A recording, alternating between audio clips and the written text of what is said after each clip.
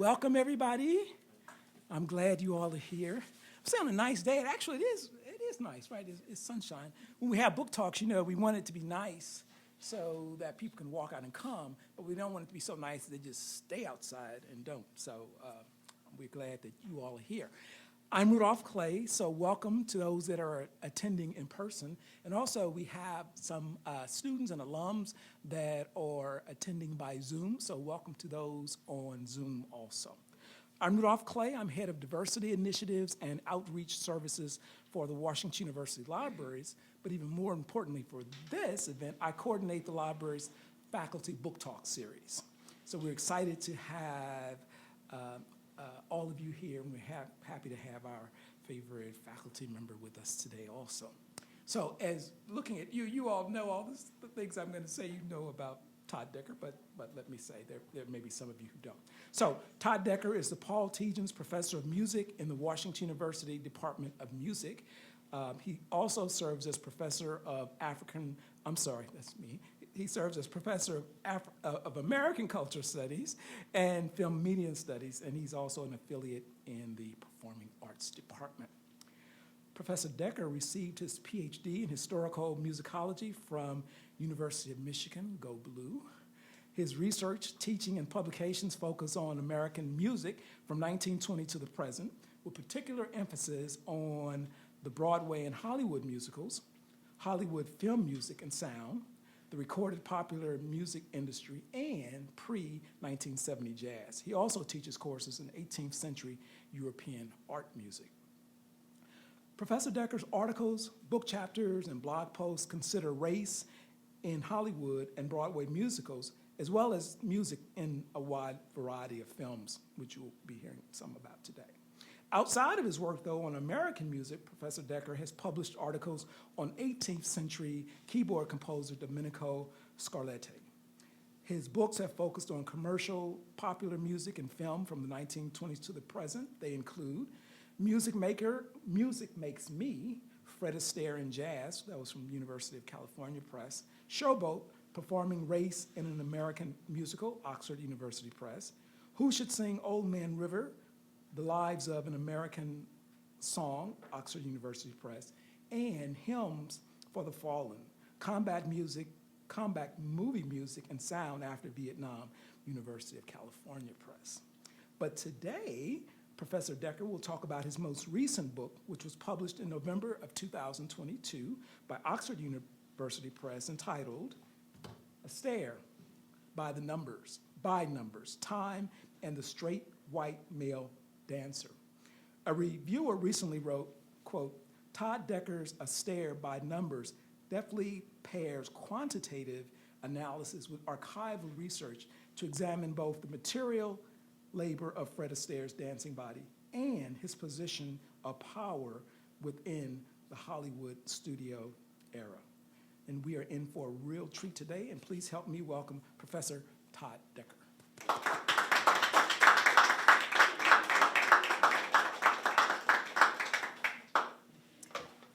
Thanks for being here, and thank you, Rudolph, for the invitation. This is always a nice way to say goodbye to a project. So why did I write a second book about Fred Astaire? Music Makes Me, my first book on the guy, and also my first book, listens for Astaire's relationship to music, specifically jazz, which meant Astaire's relationship to blackness in American popular music and dance. I thought when I finished this book that I was done with Astaire, but apparently I wasn't. The book I came to talk about today, Astaire by Numbers, examines Astaire and his relationship to three identity categories: gender, race, and sexuality. My subtitle, Time and the Straight White Male Dancer, signals as much to ensure that no reader registers shock when I bring up these topics. Music Makes Me is built almost entirely on archival research of the kind I was trained to do at the University of Michigan. I began the project with a hunch that the music Astaire danced to had a direct connection to popular music of the time, jazz of the swing variety. And so, in an attempt to confirm what my ears were telling me, I scoured the available studio archives for evidence of Astaire's connection to swing. And sure enough, I found plenty.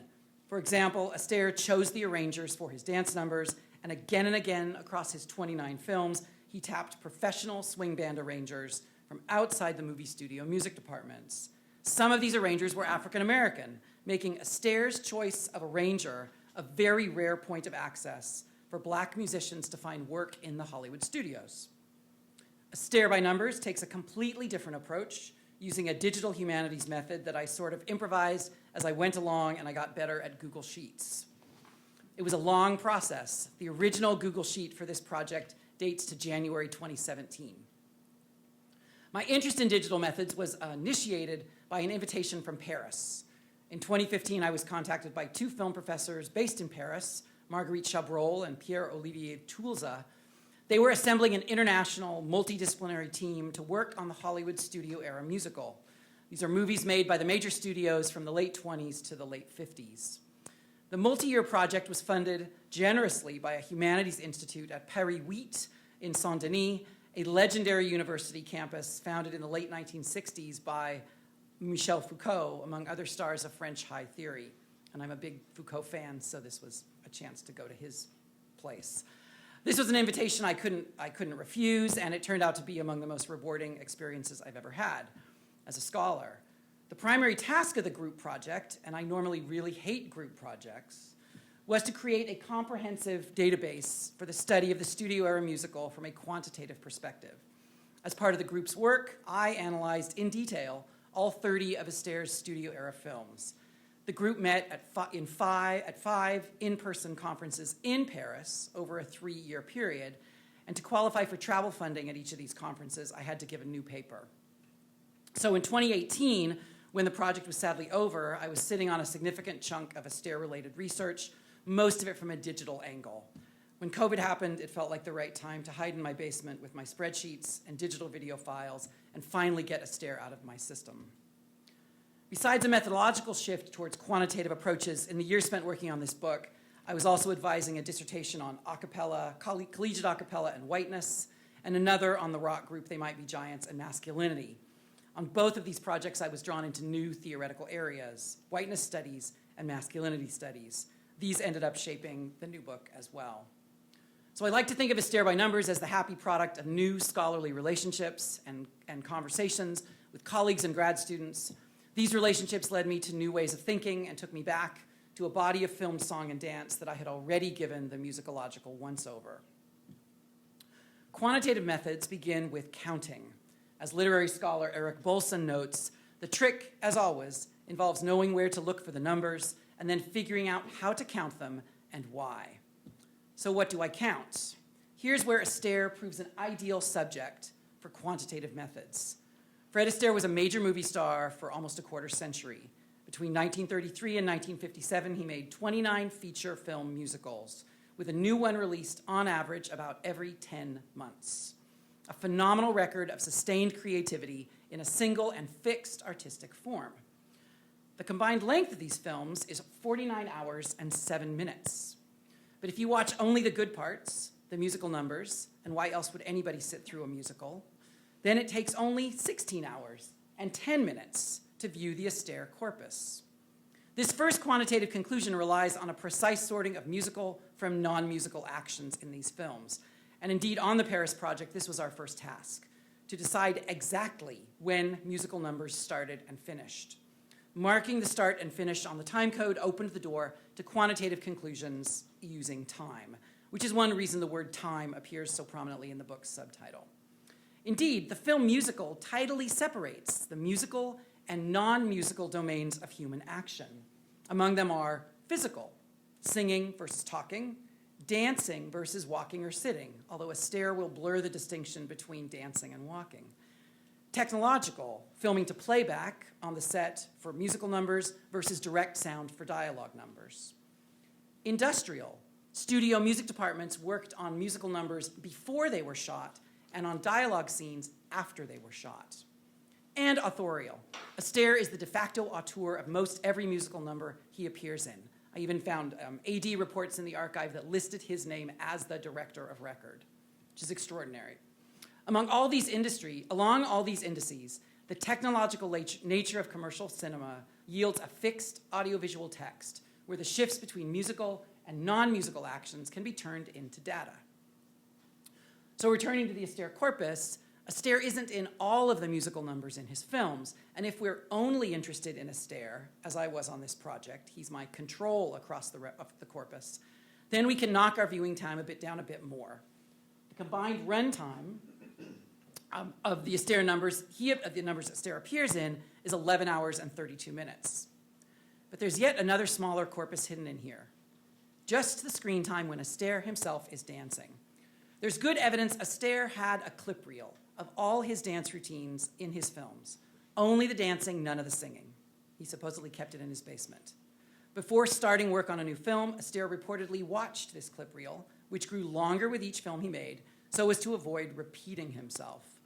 My reconstruction of his clip reel, which was pretty easily done with digital files, adds up to a grand total of exactly 6 hours, 34 minutes, and 50 seconds. I arrived at this absurdly exact number by counting every second of every dance Astaire made. 23,690 seconds in all, composed of 932 shots connected by 778 cuts. 22 of Astaire's dances are complete in just one shot, so that's why there's fewer cuts than you would expect, and the average length of those one-shot dances is 98 seconds. So this is the kind of absurd thing you learn by doing digital humanities work. And I realize some of you are thinking that I'm an obsessed person to even begin doing such a thing. But I think all humanists are obsessed to some degree or another, and a digital project like this has some perks for the obsessed. The corpus being studied is fixed.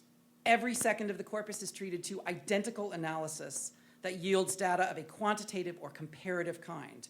And so, once you've tagged and timed and categorized every one of those seconds, the analysis is done, conclusions can be drawn, and the work might actually be over. This, in my experience, is seldom the case with more standard research methods. For instance, some years ago, I spent a lot of time searching for every last recorded version of Old Man River. I stopped searching when the new versions I was finding ceased to surprise me, when I had heard it all done before.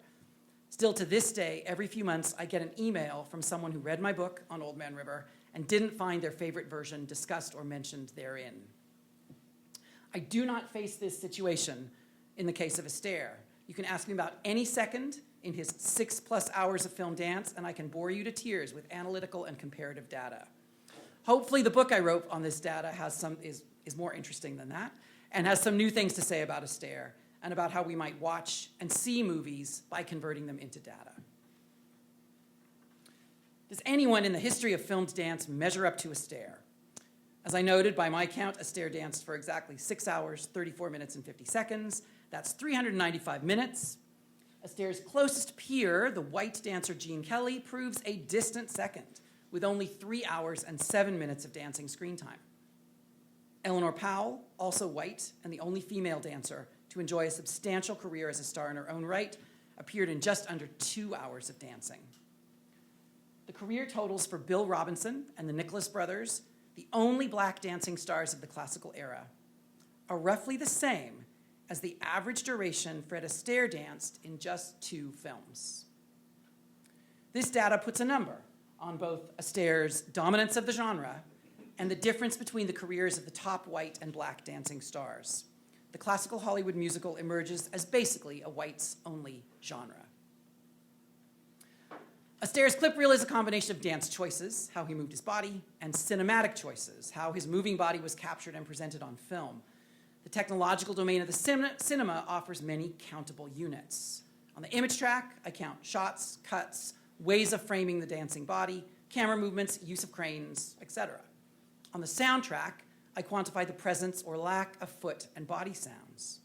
In the dance domain, I count the content of Astaire's bodily performance in general descriptive ways. What happens in a number? Song only, song and dance. Where a number takes place, is the floor entirely flat, meaning you could do it in any room, or does it require a set arrangement of platforms and steps? Who is involved? Is he alone or is he with others? How does it transition into and out of song and dance, etc.? I also catalog Astaire's movements at more detailed levels. For instance, his manipulation of objects. In 1 out of 3 of his dances, Fred Astaire picks up a prop and dances with it. He's handled 54 different objects in his career, most commonly a top hat and a hat and a cane. His use also of familiar dance steps, such as tap steps that someone might know, like the time step or double flaps, as well as his use of non-dance action as dance moves, such as stomps on the toes, kicks in the pants, tripping, shooting, and peering at himself in a mirror. All of these things happen multiple times. In addition, I quantify the physical relationship between Astaire and his 28 partners, men and women, by determining how much of a given dance involves physical contact between the partners, in seconds and in types of touching. The above data, gathered across the length of Astaire's clip reel, forces a reckoning with everything Astaire did, and takes my analysis beyond preconceptions or cliches about Astaire's persona, in the process renewing our appraisal of Astaire based on the totality of his work. As Bolson notes, to read closely with numbers, using computational tools and digital formats enhances the interpretation since it begins and works through basic facts. My approach to the clip reel extracts basic facts and offers a reading of the entirety of Astaire's studio-era dancing on film. So here's a quick introduction to some basic facts about Fred Astaire by way of one of the 21 charts in the book. So the common line on Astaire for decades has been his devotion to taking a dance in as few shots as possible. Once you've counted every shot in every dance, you can see if this truism is at all true. Let's go to the data. Each dot on this chart represents one of the 159 dances Astaire made. The dots are arranged in chronological order, left to right, by film and by film order within each film. Astaire's career can be divided into 4 periods based on the studios where he worked. He did 7 years at RKO in the 30s, 7 years at various studios in the early to mid 40s, 6 years mostly at MGM working with the Freed unit in the late 40s to early 50s, and then 3 years at the end in the mid 50s making musicals in the new widescreen format. As you can see, Astaire made about the same number of numbers in each of the first 3 periods, which are also very close in duration overall, 7, 7, and 6 years. This consistency of production over time is unique to Astaire and makes Astaire an especially welcome subject for digital methods. The letters at the bottom of the chart indicate which film the dots above belong to. For instance, DD, code for Damsel in Distress, a film with 6 numbers, including this one, the so-called drum dance, which is the longest single-shot dance Astaire made, clocking in at just over 3.5 minutes. Here's a bit of this dance. Notice how the camera moves back and forward to keep Astaire at a uniform size throughout.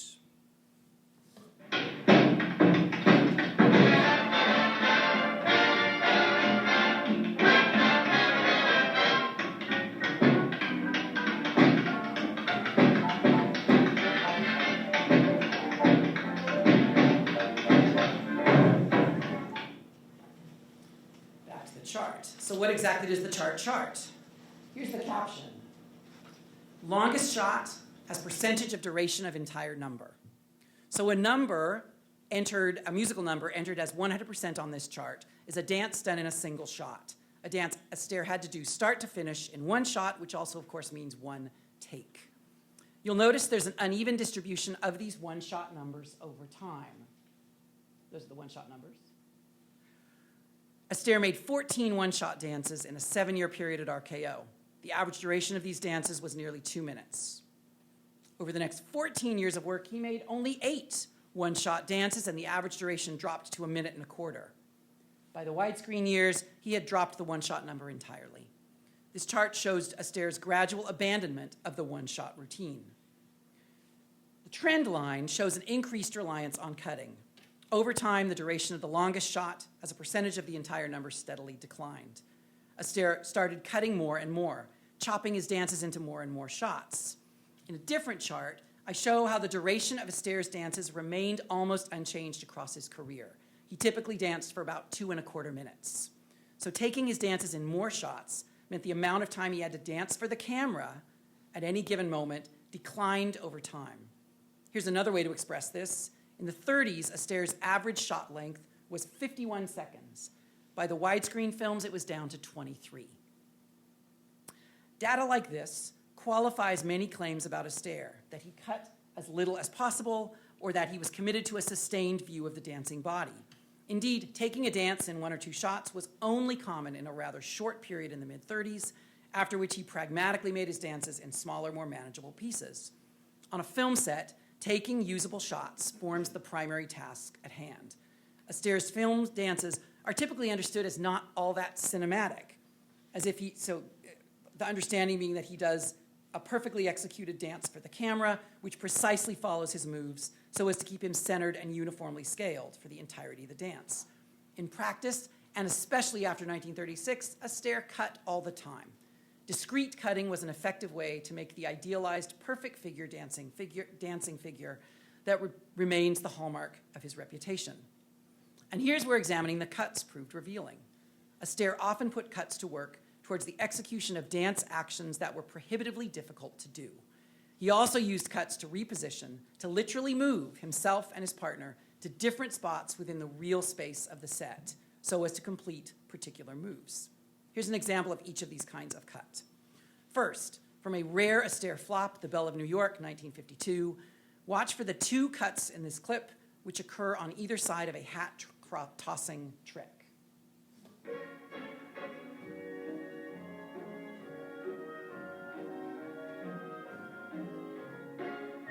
There's the first cut.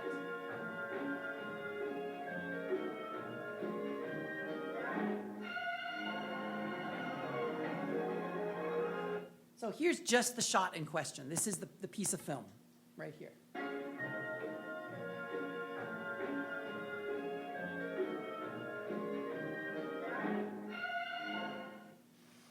Taking this 8-second shot proved very tough. It took an hour and a half to film it. The assistant director explained the problem this way. This is a studio document. Total 21 takes. 5 takes NG, or no good, account of pigeons. 15 takes NG, Mr. Astaire's hat-throwing action, NG, no good. So do the math. Astaire and the pigeons only got it right one time. And that's the time that represents Astaire to this day. He's a hard worker and a perfectionist, to be sure, but he's remembered in this case for the 4.7% of the time he actually got the move right with the pigeons as well. We should all be so lucky in the way we're remembered, right? So watch the shot again in context and notice how the pigeons disappear on the cut after the hat toss.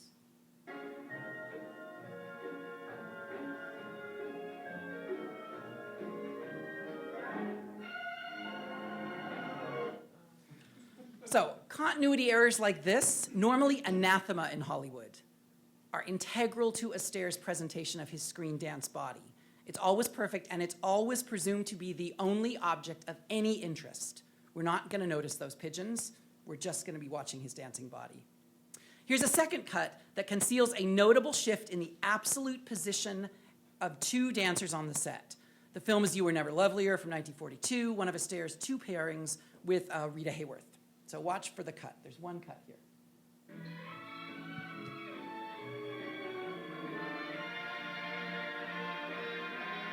It's hard to concentrate on because of the spinning. Watch it again.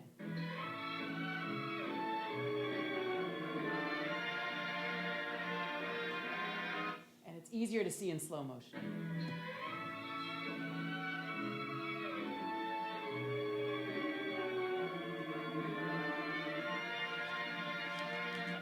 As you can see on the cut, Astaire and Hayworth jump to a different spot on the set and travel in a completely different direction. Indeed, they're moving somewhat towards their prior position.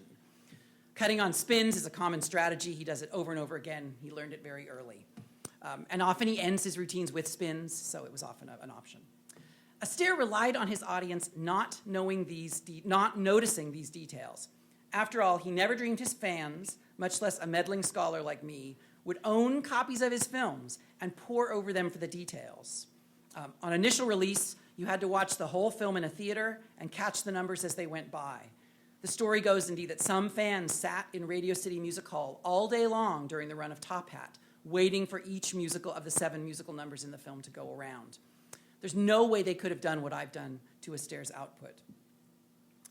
Choreographer Herbert Ross, who worked on Astaire's final television special, said of him, "Many dancers are merely physical or exotic.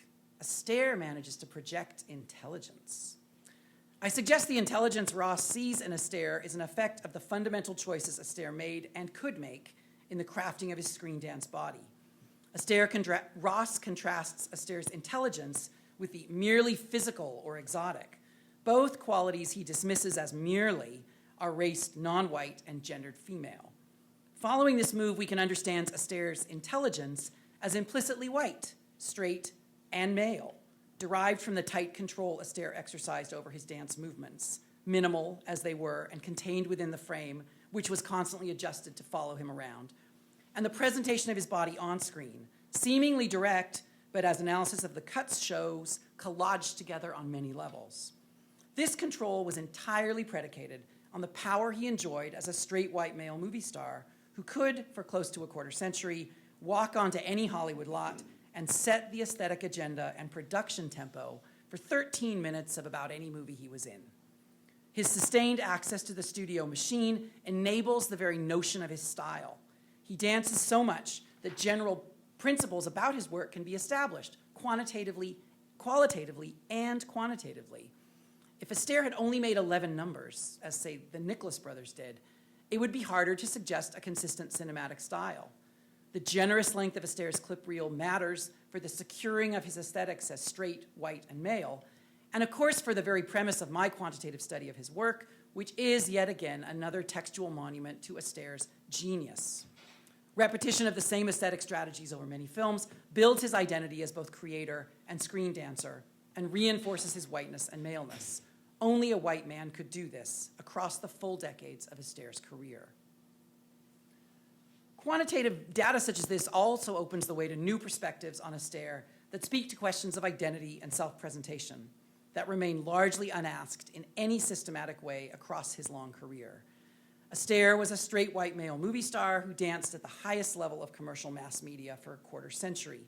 He enjoyed a position of enormous privilege and power, arguably second to no other individual in classical Hollywood history in terms of realizing his aesthetic goals and controlling his work in front of and behind the camera in a collaborative medium like commercial film. I think the only substantive comparison would be Charlie Chaplin.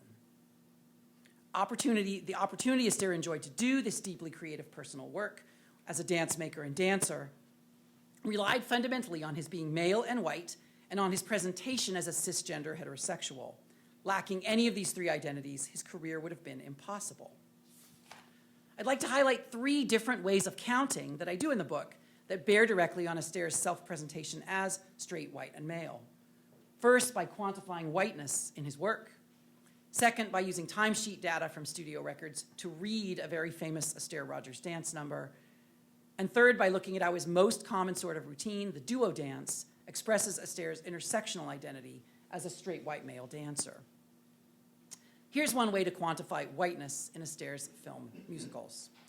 My data isolates 324 musical numbers in the corpus. Astaire himself is in 207, or about 2/3. Counting the presence of white and non-white performers in each number provides a measure of the whiteness of these films. 97% of the 324 numbers in Astaire's films include only white performers. For Astaire's 207, the result is the same, 97% white. Only 6 Astaire numbers include non-white performers, in all but one case, black.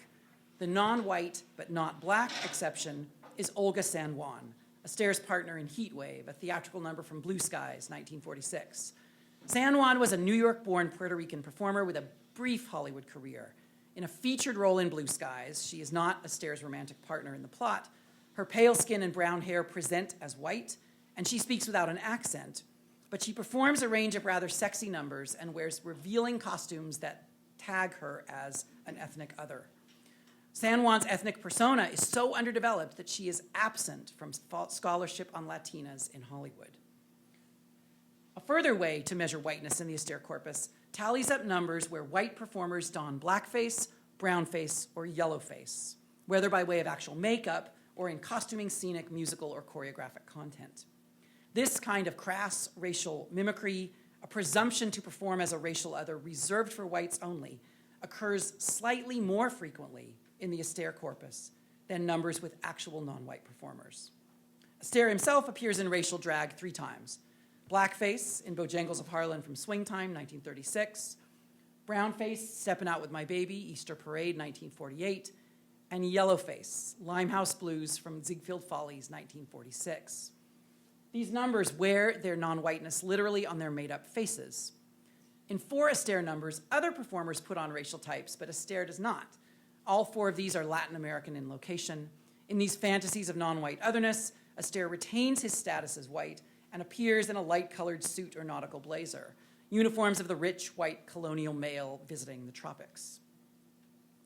This count reads the surface of Astaire's corpus. I do not account here for Astaire's pervasive use of black sources in his use of black jazz tap and jazz more generally. I consistently take Astaire's use of blackness in this way as a structural element of his particular brand of whiteness.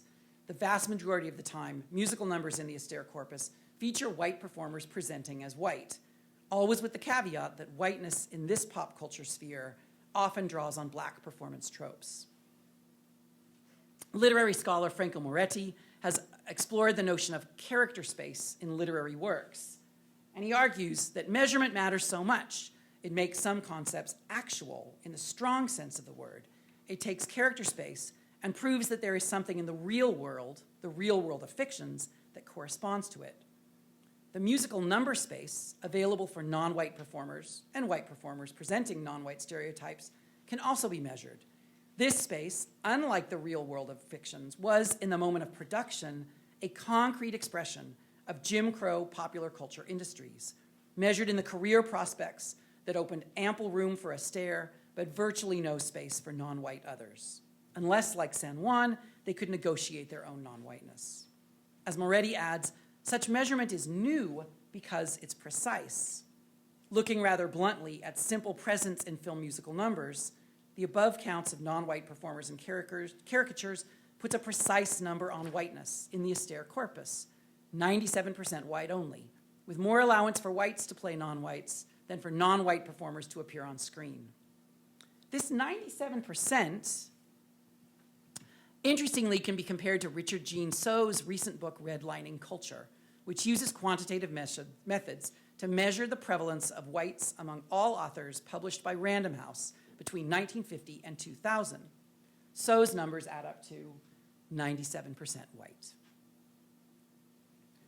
In Music Makes Me, I wrote, however, relative to the talents and presence of black performers in the world of show business, Astaire's list of interracial numbers is paltry. Any student of the Hollywood musical feels this lack, even when celebrating the careers of black musical stars. Putting a number on this lack is important, as Moretti notes, for the sake of precision, but also as an expression of the extreme degree to which the Hollywood musical was a white space in a segregated culture. The American screen musical is, in short, more accurately described as the white American screen musical. Historians who work in the archive often find cool stuff that doesn't really suggest any use in a scholarly argument. For instance, for about 2/3 of Astaire's films, archival sources include daily timesheets that detail when he clocked in and when he clocked out of the studios, and sometimes what he worked on while he was there that day. I first saw these sources about 15 years ago, and I didn't know what to do with them. Quantitative methods provided the tools for me to figure out how to use this down-to-the-minute data about Astaire's laboring body. With the help of music grad students from over one summer, I loaded all this data into another big spreadsheet. For 17 musical numbers, a small corpus within the corpus, sufficient data survives to determine the amount of time spent in rehearsal and on-set filming. By dividing rehearsal and shooting time by the length of the finished number, what the studios called seconds of finished film, and they used to measure this daily, seconds of finished film, we can learn about the relative efficiency of the making of musical numbers. The musical was the special effects genre of its time, the most expensive kind of movie making. It had to be done efficiently, but it was by nature a highly technical and somewhat experimental genre. For the 17 numbers with data, on average, Astaire needed 13 and a half hours in rehearsal and nearly 5 hours shooting on set to yield 1 minute of usable musical number footage for the final print. This is an average, and the scenarios for how a number moved from rehearsal hall to soundstage to usable takes toward the final cut are quite varied. Some numbers rehearsed for days and were rehearsed for days and were filmed very efficiently, which is a good scenario. Some rehearsed for days and nonetheless had agonizingly slow shoots. Not as good, since time on the set is more expensive. Once at MGM, there was even a full day of shooting when no usable footage was made. This is a catastrophic day in the factory, and only was tolerated because the producer Arthur Freed himself was on the set, and I suspect causing the problems. And in another case, a major duo dance was apparently made up and or rehearsed on the set with the camera and lighting crews present. Quantitative data like this points us towards numbers that stand out as unusual or different from the norm production-wise, even if we don't immediately register this difference while we're watching the film. For example, let's consider Never Gonna Dance from Swing Time, a number generally considered one of the greatest of the Astaire-Rogers cycle of the 30s, one of the handful of greatest numbers he ever made. Here's the first minute of the dance. Never gonna dance, never gonna dance, only gonna love you. Never gonna dance.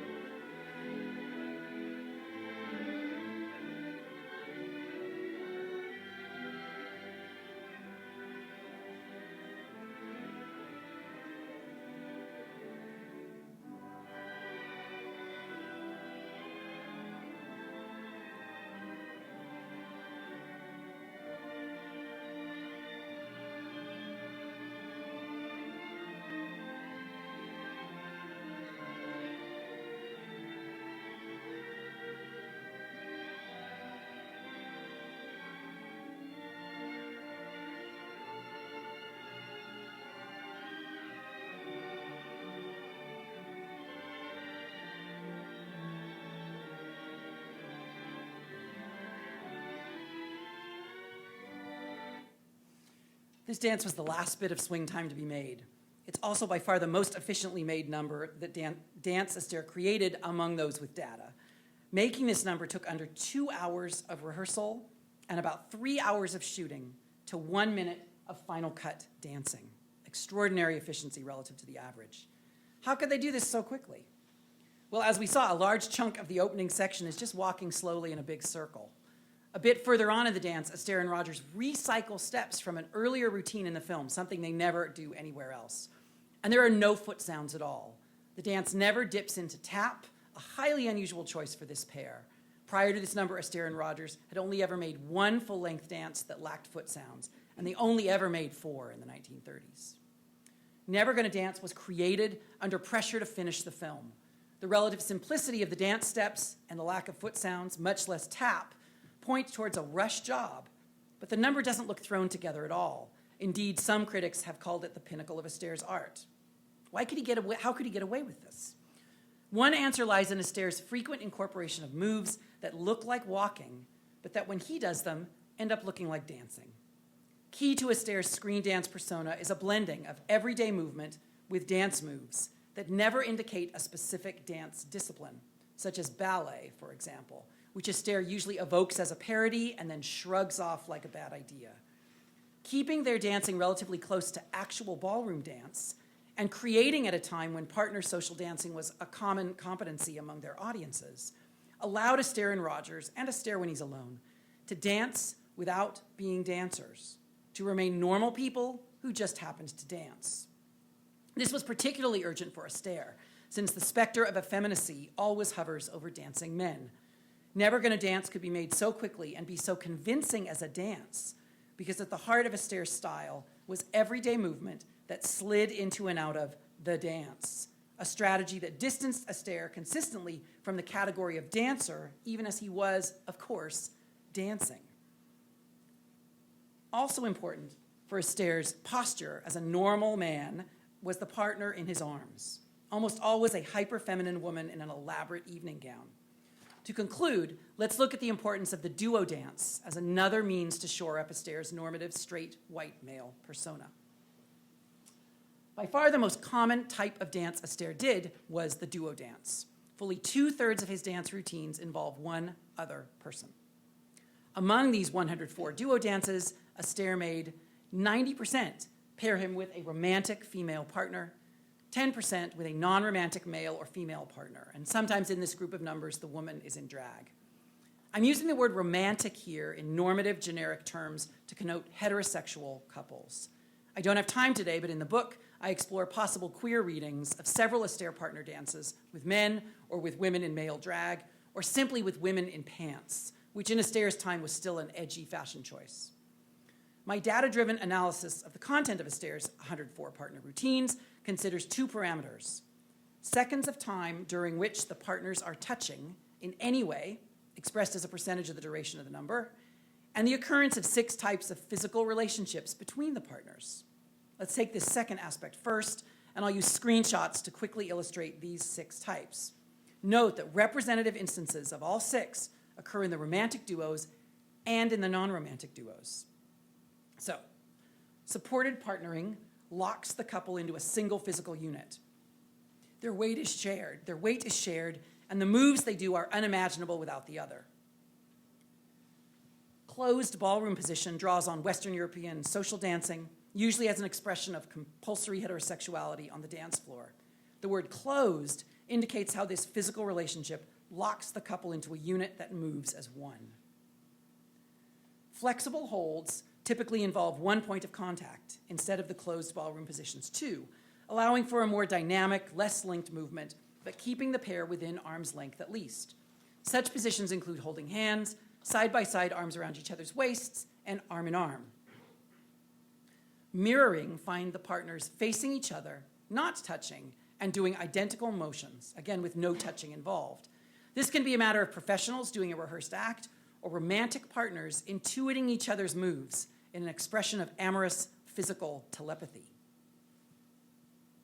Double act relations, side by side, facing front, dancing in unison, derives from the double acts of vaudeville.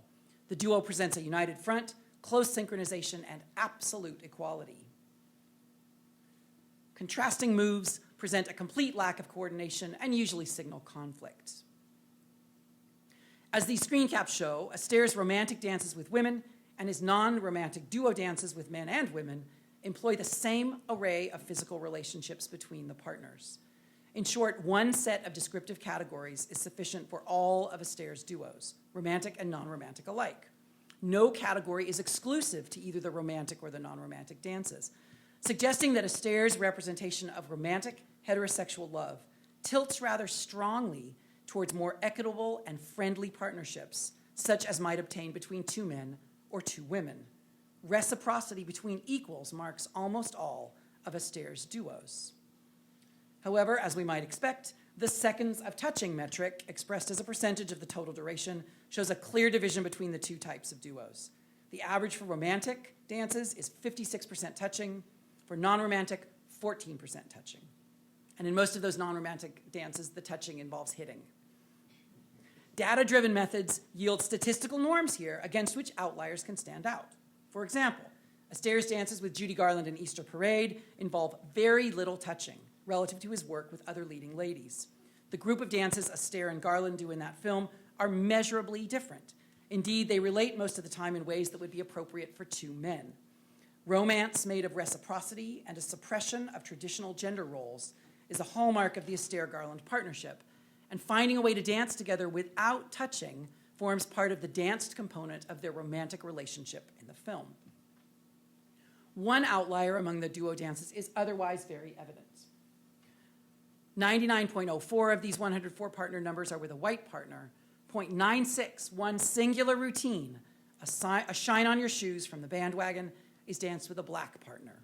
An actual shoe shine man named Leroy Daniels, who was recruited for the film from his stand on Los Angeles' Skid Row. Daniels is the only one of Astaire's 28 partners who goes unnamed in the credits for the film in which he appears. He did, however, get a nice little article in Ebony, which was a national black magazine at the time, which I got a lot of information from Ebony on who he was. I wrote about Shine on Your Shoes in my dissertation and in my first Astaire book, so you'd think I knew how this number works. In fact, my quantitative approach revealed the number in a new light that in turn illuminates the entirety of Astaire's duo dances, in particular the substance of his default whiteness. Astaire and Daniels are in physical contact during Shine on Your Shoes for 27% of the number, well over the average for non-romantic routines. This stat goes to the heart of the dance they do. Astaire is getting his shoes shined. Daniels is doing the labor of shining. and in the process constantly touching Astaire, but almost always in a subservient way. This black-white encounter entails physical contact between these two men that exceeds the norm for Astaire when dancing with another white man.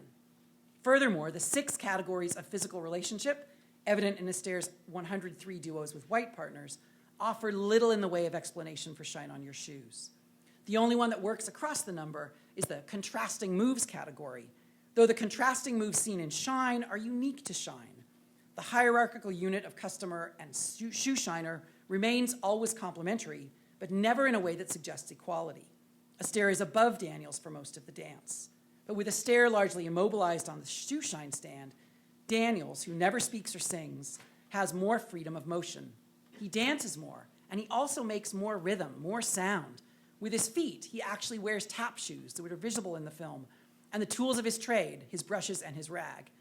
These moves are surely Daniels' own creations, given he was chosen for the number because of his bebop shoe shine techniques at his actual shoe shine stand. So this duo uniquely allows Astaire's partner to perform their own moves and to make rhythmic sound while Astaire only sings. No other dance works this way. Shine on Your Shoes, admittedly a single data point, alters our understanding of whiteness in Astaire's duos. The reciprocity shading towards equality between partners that runs across his duos with white partners can be understood as constitutive of whiteness. Such mutual respect is not given Daniels in Shine on Your Shoes. Indeed, the last thing Astaire does before exiting the number is pay Daniels, who, according to MGM pay records, himself made the equivalent of $13,000 today for doing this number, which involved about 10 days of work. Doing a duo dance with a black partner required Astaire to reinvent his entire approach to the duo dance. Using the limited data from this one number helps bring out the performed content of normative whiteness in Astaire's body of work. A final bit of archival evidence that brings Leroy Daniels' presence on the set at the Hollywood studios to life, if only by pointing towards an absence. On the back side of the daily reports at MGM, the assistant director took a running, minute-by-minute notes. On September 25th, 1952, from 2:47 p.m. to 2:56 p.m., the entire bandwagon company, including 43 extras and the full set and light and camera crew, halted work on Shine on Your Shoes to wait for Leroy Daniels. I don't know what he was doing, but everything was on hold for him. I began with the question, why did I write a second book on Fred Astaire? I'd like to end with the question, why should anyone write another book on Fred Astaire? Why do we need yet more scholarship on powerful figures like Astaire, who bestrode popular culture like a colossus during the decades when the US was an explicitly racially segregated and male and straight-dominated nation? Questions like this put scholars like me in a bind. Most all my published work deals with what I call top of the food chain, big fish in the popular culture marketplace. Astaire was among the biggest of such apex predators. Even though his memory is rapidly fading, most of my students have never heard of him. My hope for this new, second, and last book on Astaire is that it points a way towards assessing figures like Astaire with a methodology that zeroes out hagiographic, historiographical traditions by assessing the totality of his work through quantitative methods, and a perspective and prose that relentlessly names the usually taken for granted categories he embodied: white, male, straight, on the way to making the performed substance of those categories as visible as possible, so that we can see him for what he was and what he did in ways that account for the power and privilege that made his work possible in the first place. Thank you.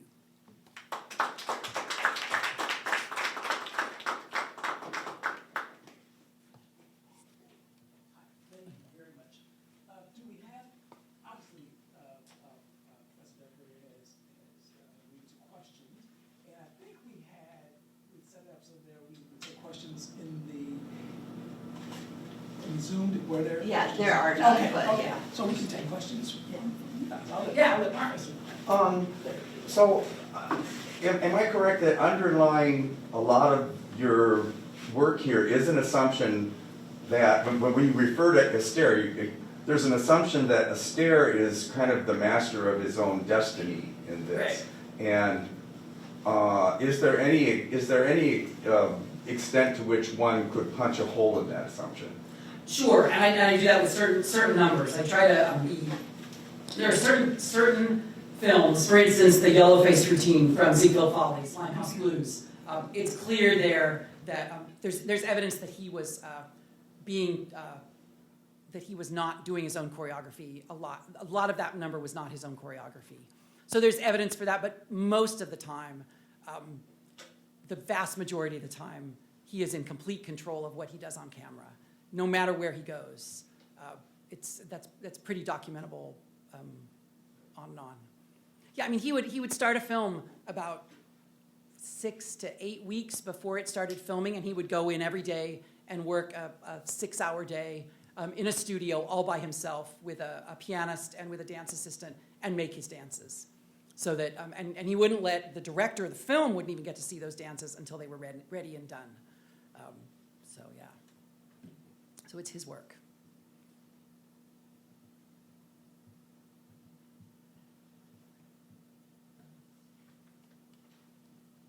Yeah, hey George. How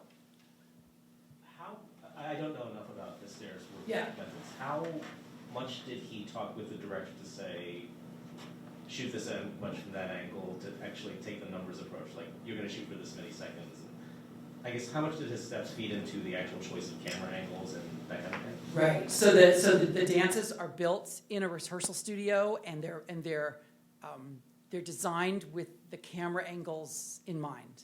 So when they went onto the set, they knew exactly where they wanted the camera to be. They knew exactly where the cuts were going to be. And there's plenty of evidence. There's plenty of evidence for this. So like one of the sources I used is this massive like 15-hour BBC radio documentary that they did in the 1970s, where they interviewed Astaire and Hermes Pan, his dance assistant, who worked on about 75% of his films. And they talk about this. And even like on assistant director reports, these are like daily shooting reports. It will say at the top the director of the film, and then for the musical numbers in parentheses will be like the name of the dance director of the film or somebody else. And that the name on that form is the name of the person in charge of where the camera, of saying action and cut. And in some cases, Astaire is actually that person. So yeah. And there's also cases where, and this is in my first book, where you can see scripts, screenwriters trying to work plot, say, into a musical number, and Astaire is like pulling it out and saying, "Don't cut away from me. Don't, he's in control." Which, like I said, the only person I think who does that in classical Hollywood is Charlie Chaplin, who's writing the film, directing it, and starring in it, and also in Chaplin's case, writing the music. One thing Astaire never did was write a song for himself. He did actually write a song for one of his numbers, but it ends up getting cut. It's one of the only numbers of his that gets cut from the film. Yeah. So is there notations for the dance information, or is this all embodied, communicated verbally? Nothing. There's nothing. So there's the song, and there's the, I shouldn't say that there's evidence for the music, right? So that the dance arrangements that he has are like completely custom made to his routine. So he had a pianist in the room with him while he's making the dance number, and they've got a song that they're working over, right? And the way the song is realized rhythmically and the number of choruses, say, or the way it repeats, all of that is worked out in the studio. So there is evidence for the musical side of it. And in the earlier book, in the first book, this book is actually not really about music at all. It's about film and dance. But in the other book, there's a few sources where I have like a cheat sheet from his rehearsal pianist that's going to be given to the arranger, and on it it'll say things like, big hit here, big hit there. There's even one where it says, talk to Fred about this moment. Like, it can't be written down. He'll just tell you what to do. But once they went on set, there's no notation for the dance. He just knows it, which is another reason he's like complete. What can the director really add? All the director can do is be aware of things like lighting or makeup or things like that. So, yeah, it's extraordinary control in a collaborative context where he's in front of the camera.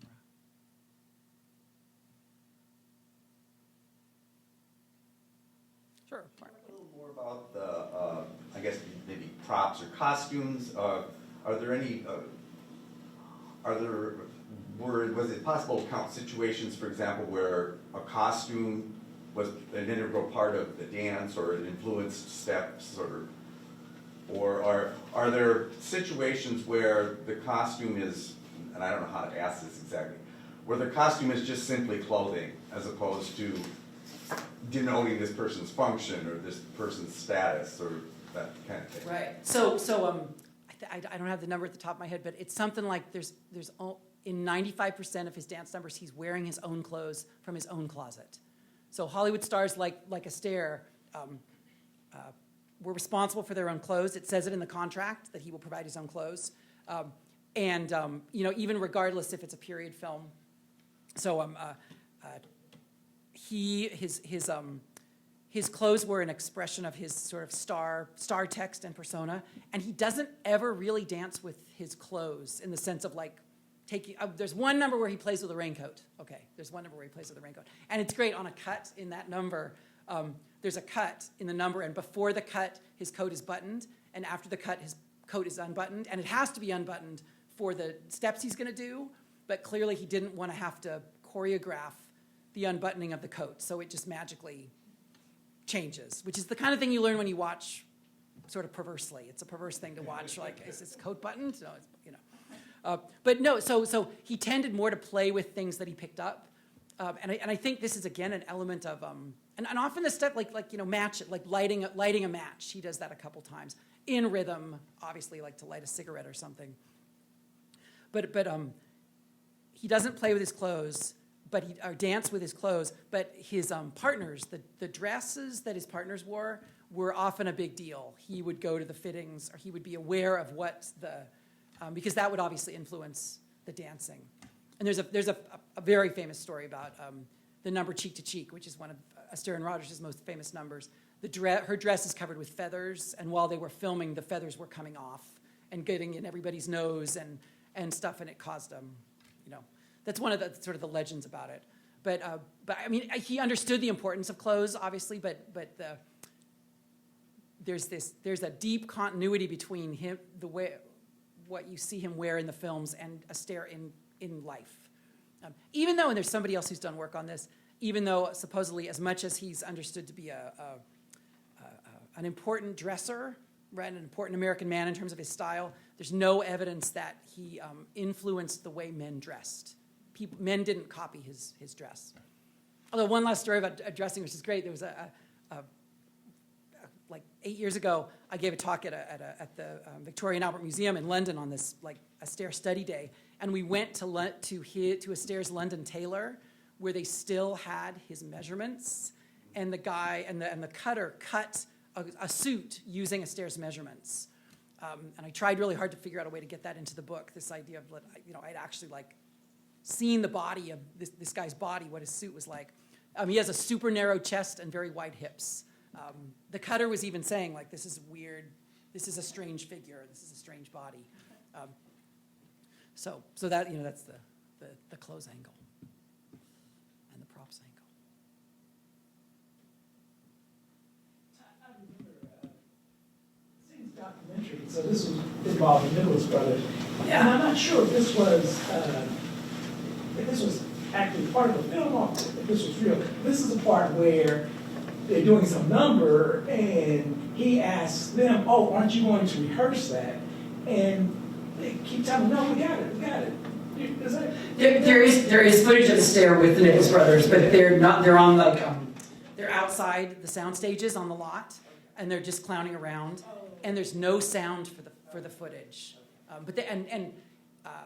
Usually you can find it on YouTube. It's really short.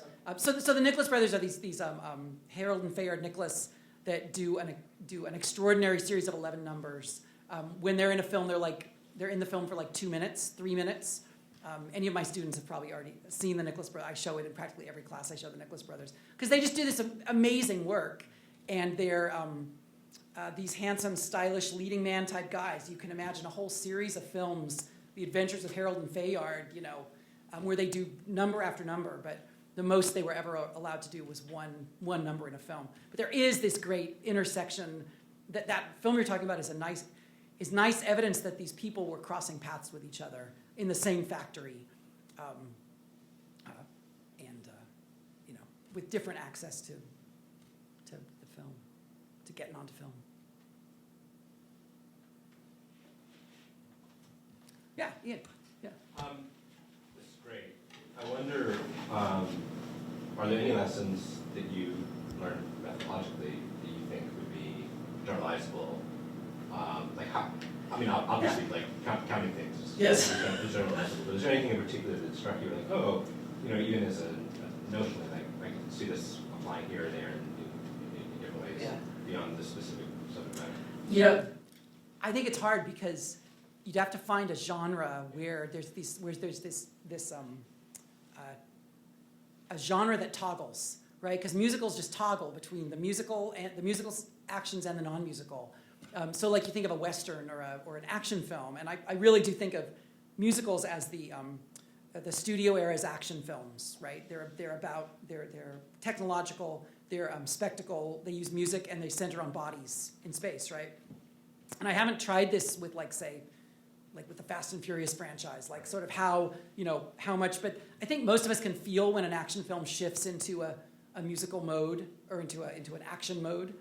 But whether it's productive to count it in this way is different. And the other problem is the problem of Astaire's dominance, right? I mean, you've got 6 hours of that's a ton of content to do an analysis like this with.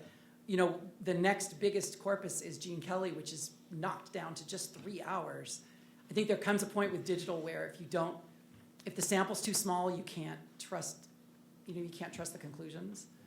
The only other thing you could do would be to do what the original Paris project was, which is to say we're doing 1,000 films. Then maybe that would be another scale altogether. So, I think the other. I know that when I remember talking to Barbara Shaw about this, I realized at a certain point that what I was basically doing was just making my own archive, right? I had this body of archival information that I had gathered, and now I had this body of archival of this block of data that I had sort of generated out of the material, and I could relate to it in the same way that I would to archival data on a certain level. So it was really laborious and such a pain, such a pain. Do you think it's possible to automate that part of the... Yes. Yeah, I have a friend at the New York Public Library who always wants to do that. And he was on the Paris project, and he was like, oh, let's figure out a way for the computer to know when it shifts into musical mode. I always really resisted that because it's such it's a really subtle thing. Sometimes it doesn't, sometimes it happens only on the image track, or sometimes I don't think it's possible to automate it. I wouldn't trust it if it was automated. You know what I mean? But which then puts a limit on how big it could be too, because it's going to take a lot of time to watch all those films and make all those decisions to get to a corpus of, say, 1,000 films that are tagged in this way, broken down. So that's a lousy answer because it's like, no, you couldn't transfer it very easily, but I think it works with this guy. Kind of a nutsy boltsy question. Sure. Were there skills or tools that you had to learn how to use in order to do this project? Yeah, so I tried to make all the statistical measures and formulas that I did really straightforward and simple. You know what I mean? I didn't use, I got close to using, I can't, what is the standard deviation? That's one, right? I got close to using that, but I at a certain point I thought I don't understand what this is telling me, but I do understand the idea of, how much time did it take to produce a minute of film, or a comparison of different cuts. What I really used, I think, the formulas and the categories for was to, and I think this is the most valuable thing about digital stuff like this, is it forces you to say, okay, I have 778 cuts. How many categories can I meaningfully plug them into? And in my experience with this and another big project that's similar, once I get to 7 buckets, it's hard to, once you get to 8 buckets, it's hard to manage 8 buckets, but 7 buckets are manageable conceptually in terms of sorting things meaningfully. So it became more of a sorting project, and the spreadsheet and the timings were, and the count was a way to make sure I had treated every second of the film equally, and made a decision about every second of the film. And honestly, the hardest thing was I had these like cross-check hash things where I'd see if different analyses had all been, if it had been applied evenly across the whole corpus, and getting those to match, getting those to zero was challenging sometimes. That was what was like I'm missing one cut, or I'm missing one shot. How can I find it, sort of thing. It was cool. It allowed you to. One thing it does allow you to do is it allows you to watch the film without watching the film, which when you're dealing with I've been dealing with this stuff for. I wrote about Astaire in my first paper in my first grad seminar, my first semester of grad school. So this was 24 years ago. So at a certain point, you just can't watch it anymore. You need some other tool to say, here's a way to watch it without having to just watch it. And that was what was the fun thing about it. It was also fun to catch him, right? There's this one great cut in his last solo where literally, it's brazen. It's a cut from one high angle to another high angle, and on the cut, 2 more bodies appear on the floor, right? So initially there's 6 dancers behind him, and then there's 8 dancers. That's assuming your audience is just not going to notice. So because surely they know it, right? Of course they noticed because they made the cut, and then they added those bodies. So it was finding things like that was satisfying, and I was finding stuff all the way up to the end, and I'm sure there's things that I didn't find and that I am looking at wrongly, but anyway. Great. Thanks for coming.